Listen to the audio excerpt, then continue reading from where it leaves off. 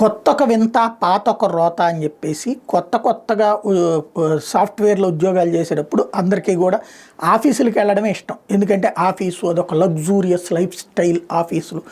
దాంతోపాటుగా అక్కడ పెద్ద క్యాంటీన్లు విశాలంగా ఉంటాయి, అక్కడ రిలాక్స్ అవ్వడానికి విశాలంగా ఉంటుంది. అందులోకి అడుగు పెడుతుంటే ఒక పెద్ద అనుభూతి, మనం ఏదో స్వర్గంలోకి తేలిపోతున్నాం అన్నటువంటిది అట్లా ఉండేది.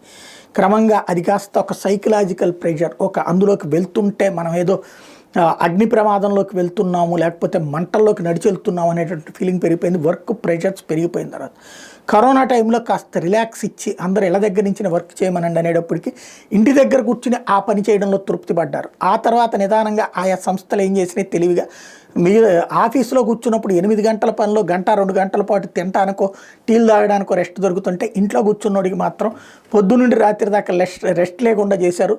రాత్రిపూట్ల ప్లస్ సెలవు రోజుల్లో కూడా రివ్యూలు లాంటివి పెట్టేసి వాడేశారు.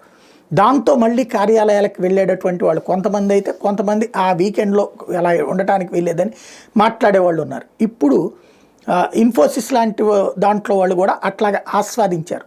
అయితే ఇప్పుడు చాలామంది ఈ వర్క్ ఫ్రమ్ హోమ్కి అలవాటు పడ్డటువంటి వాళ్ళు ఖర్చు తక్కువ కావడం ప్లస్ భోజనాలు అది ఇంటి భోజనాలే అందుతూ ఉంటాం, కుటుంబానికి అందుబాటులో ఉండటంతో వర్క్ ఫ్రమ్ హోమ్కే ప్రయారిటీ ఇస్తున్నారు. అట్లాంటి వాళ్ళని ఇన్ఫోసిస్ కొత్తగా ఒక ఆప్షన్ పెట్టుకొచ్చింది. ఏంటయ్యా అంటే ఖచ్చితంగా నెలలో 10 రోజుల పాటు ఖచ్చితంగా ఆఫీస్కి రావాల్సిందే, మార్చి 10వ తారీఖు నుంచి ఈ నిర్ణయం అమల్లోకి తీసుకొస్తున్నాం అని ప్రకటించారు. 10 రోజులు అంటే పెద్ద కష్టమేం కాదనుకుంటా.